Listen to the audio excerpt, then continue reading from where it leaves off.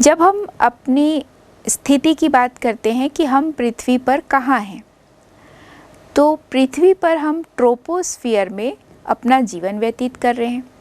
और ये जो ट्रोपोस्फियर है वो वायुमंडल में किस प्रकार से व्यवस्थित है, यह निर्भर करता है पृथ्वी के गुरुत्वीय बल पर। तो पृथ्वी के गुरुत्वीय बल के द्वारा ही ये संबंधित है और इस प्रकार वो बंधी हुई है गुरुत्वीय बल से कि ये हमारे लिए एक रक्षात्मक कवच की तरह भी कार्य करती है। जो सूर्य से आने वाली हानिकारक किरणें होती हैं उनसे हमारा बचाव करती हैं। तो वायुमंडल में जो एक लेयर है जहाँ पर हानिकारक किरणों का अवशोषण होता है या हानिकारक किरणें पृथ्वी तक आसानी से नहीं पहुँच पा रही हैं, यहाँ पर कई सारी गैसेस होती हैं जिसमें oxygen gas, nitrogen, carbon dioxide और जल वाष्प, ये सारी चीज़ें होती हैं।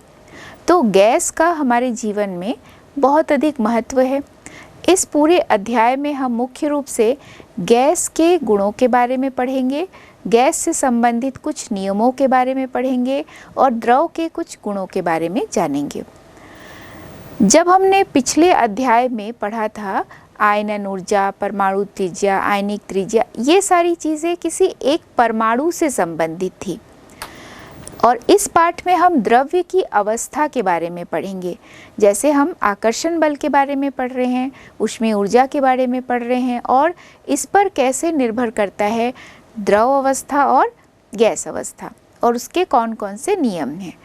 तो परमाणु के गुणों की जब बात होती है तो वहाँ पर आता है इलेक्ट्रॉन बंधुता, आयनन ऊर्जा, परमाणु त्रिज्या और आयनिक त्रिज्या, साथ साथ में ऋण विद्युता। ये सारी चीज़ें जो है एक सिंगल परमाणु से रिलेटेड गुण हैं। और यहाँ पर हम बात करते हैं पूरे अणु की, अणुओं के समूह की, परमाणुओं के समूह की, आयनों की समूह की और उससे संबंधित जो अवस्था है उस पर हम चर्चा करेंगे। पूरे आवर्त सारणी में जो गैसेस हैं उसकी जो संख्या है वो 11 है।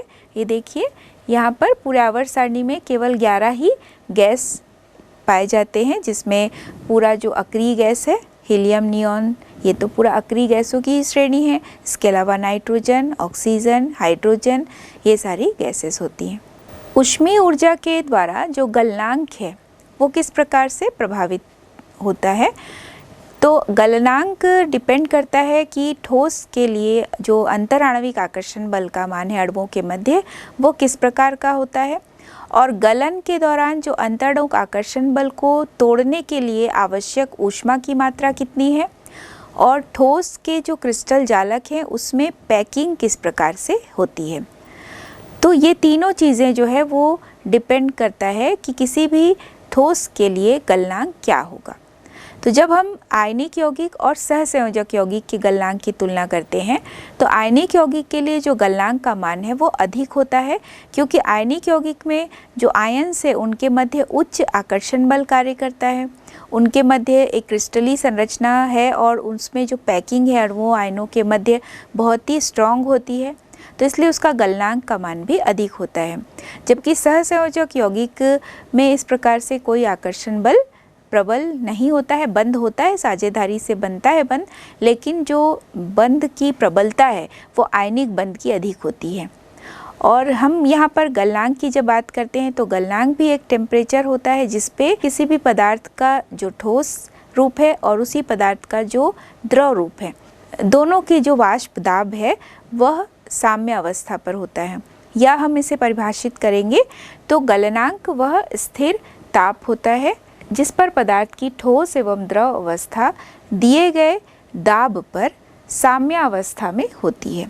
तो जिस तापमान पर ठोस एवं द्रव के लिए जो वाष्प दाब है वह समान होगा, वही तापमान उस पदार्थ के लिए गलनांक बिंदु होता है। क्वथनांक की जब हम बात करते हैं तो क्वथनांक वह तापमान होता है जिस पर कोई भी द्रव उबलना प्रारंभ होता है। तो जब किसी भी द्रव का वाष्प दाब वायुमंडलीय दाब के बराबर हो जाता है उसे हम क्वथनांक कहते हैं। और ये दोनों चीज़ें भी जो है ऊष्मीय ऊर्जा से प्रभावित होती हैं। अब हम गैसीय अणुओं के कुछ गुणों के बारे में जानेंगे। सबसे पहले हम इसकी समांगी प्रकृति को जानेंगे। जब हम गैस के अणुओं की कल्पना करते हैं तो देखते हैं कि गैस के अणुओं का जो संगठन है वो पूरे भाग में एक समान रहता है। ये समांगी प्रकृति के होते हैं, होमोजीनस होते हैं। और आकृति और आयतन की जब बात करते हैं तो ना तो इसकी आकृति निश्चित होती है, ना ही इसका आयतन निश्चित होता है। लेकिन यदि गैस को किसी पात्र में इकट्ठा कर लिया गया है तो वह गैस उस पात्र के आयतन के आकार को ग्रहण कर लेता है, या हम कहते हैं कि इस पात्र के आयतन के जितना आयतन ही इस गैस का आयतन होगा। गैस के द्वारा दाब भी उत्पन्न किया जाता है। गैस को जब एक पात्र में इकट्ठा करके रखा जाता है तो पात्र की दीवारों से ये गैस के अणु टकराते हैं, और पात्र की दीवारों से जब ये टकराते जाते हैं तो यहाँ दाब उत्पन्न करते हैं। और जैसे जैसे तापमान में वृद्धि होगी तो गैस का दाब भी बढ़ता है, क्योंकि जैसे जैसे तापमान बढ़ाएंगे तो गतिज ऊर्जा का मान बढ़ता है, और गतिज ऊर्जा के मान के बढ़ने के कारण इन अणुओं के इस पात्र से टकराने की जो दर है वो भी बढ़ेगी, और जब ये टकराएंगे इतना ज़्यादा यहाँ पर प्रेशर उत्पन्न होता है। गैस के अणुओं में विसरण का भी गुण होता है। ये आसानी से बिना किसी बाह्य कार्य के, बिना किसी बाह्य सहायता के आपस में विसरित हो सकते हैं, और ये आपस में फैलकर मिश्रित होने का इसमें गुण बहुत अधिक पाया जाता है। संपीड्यता की बात होती है तो गैस के अणुओं के मध्य जो दूरी है वो बहुत अधिक है, उनके मध्य जो गैप है वो भी बहुत अधिक है, तो ये आसानी से संपीड़ित भी किए जा सकते हैं। गैस के अणुओं का जो घनत्व है वो बहुत कम होता है। द्रवित होने की जो शक्ति होती है, प्रत्येक गैस का जैसा हमने देखा कि एक निश्चित टेम्परेचर होता है जिसे हम क्रांतिक तापमान कहते हैं। क्रांतिक ताप से अधिक ताप पर दाब बढ़ाकर गैस का द्रवण किया जा सकता है। तो यहाँ क्रांतिक ताप को Tc से दर्शाया जाता है। अगला हम देखेंगे कि गैसों के कौन कौन से गुण हैं जो मापे जाने वाले होते हैं। इसमें सबसे पहले हम देखेंगे द्रव्यमान। तो किसी भी गैस का जो द्रव्यमान है वो कैसे कैलकुलेट किया जाएगा। यदि हम एक खाली पात्र लें, उसमें गैस है, खाली पात्र लें और उसमें उसका वेट ले लें, और उसमें हम गैस भर दें और फिर उसका वेट ले लें, और दोनों के बीच का जो डिफरेंस है वही उस गैस का द्रव्यमान होगा। यहाँ पर जब गैस के द्रव्यमान की बात होती है तो मोलों की संख्या से भी हम इसे कैलकुलेट कर सकते हैं। जैसा मोलों की संख्या के लिए सूत्र होता है कि ग्राम में द्रव्यमान और आणविक द्रव्यमान, तो जब हम मोलों की संख्या को लिखेंगे तो small m upon capital M, तो स्मॉल m यहाँ पर मास को बताता है और कैपिटल M मॉलिक्यूलर मास को बता रहा है। तो यहाँ पर भी हम द्रव्यमान से मोलों की संख्या को रिलेट कर सकते हैं। तो प्रत्येक जो गैस है उसके एक मोल में जो अणुओं की संख्या होती है वो एवोगाड्रो संख्या के बराबर होती है, जिसे हम n से दर्शाते हैं, या n0 से भी कई जगह दर्शाया जाता है, Na से भी दर्शाया जाता है। तो ये मान होता है 6.023 इंटू 10⁻23। तो प्रत्येक गैस के एक मोल में जो अणुओं की संख्या है वो 6.023 इंटू 10⁻23 के बराबर होता है।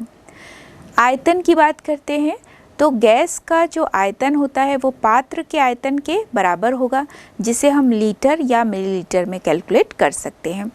तो यदि लीटर या मिलीलीटर को सेंटीमीटर क्यूब के रूप में भी हम रिप्लेस कर सकते हैं, या यदि 1 मिलीलीटर है तो हम उसे 1 सेंटीमीटर क्यूब के रूप में लिख सकते हैं, और यदि 1 लीटर है तो उसे 10⁻³ सेंटीमीटर क्यूब के रूप में भी लिखा जा सकता है। दाब की जब बात करते हैं तो जैसा हमने देखा कि गैस के जो अणु हैं पात्र की दीवार पर लगातार टकराते रहते हैं और दाब उत्पन्न करते हैं। तो प्रति इकाई क्षेत्र पे जो अणुओं की टक्कर होती है उससे जो उत्पन्न बल है वही गैस का दाब कहलाएगा। तो यदि पात्र की दीवारों पर जितने भी गैस के अणु हैं वो आपस में टकराते हैं तो उनके द्वारा उस पात्र की दीवार पर लगाया गया जो बल है और पात्र का जो पृष्ठीय क्षेत्रफल है, दोनों का अनुपात होगा गैस का दाब। तो गैस का दाब बराबर पात्र की दीवारों पर गैस के अणुओं द्वारा लगाया गया बल बटा पात्र का पृष्ठीय क्षेत्रफल। तो इस तरह से हम गैस के दाब को कैलकुलेट कर सकते हैं। जो गैस का दाब है इसे हम न्यूटन प्रति मीटर स्क्वायर या 1 पास्कल न्यूटन प्रति मीटर स्क्वायर को हम 1 पास्कल के बराबर नाप सकते हैं और दाब के लिए जो एसआई मात्रक है वो पास्कल के रूप में लिया जा रहा है या न्यूटन प्रति मीटर स्क्वायर के रूप में लिया जा सकता है। तापमान की जब बात करते हैं किसी भी गैस के लिए, तो किसी भी पदार्थ की जो उष्णता की मात्रा है वही तापमान होती है।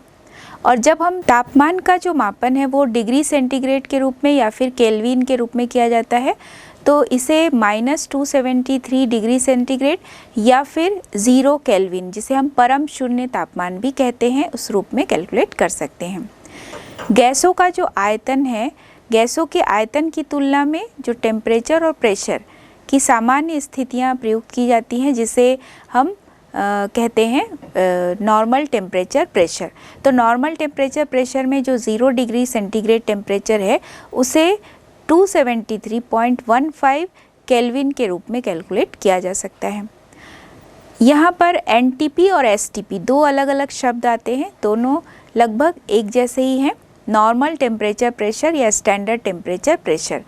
तो गैस का जो आयतन होता है वो तापमान और दाब को परिवर्तित करने पर बदलता रहता है, क्योंकि तापमान बढ़ाने पर जो आयतन है वो बढ़ेगा गैस का, और दाब बढ़ाने पर गैसों का जो आयतन है वो कम होता है। तो दाब और ताप दोनों से ही आयतन प्रभावित होता है।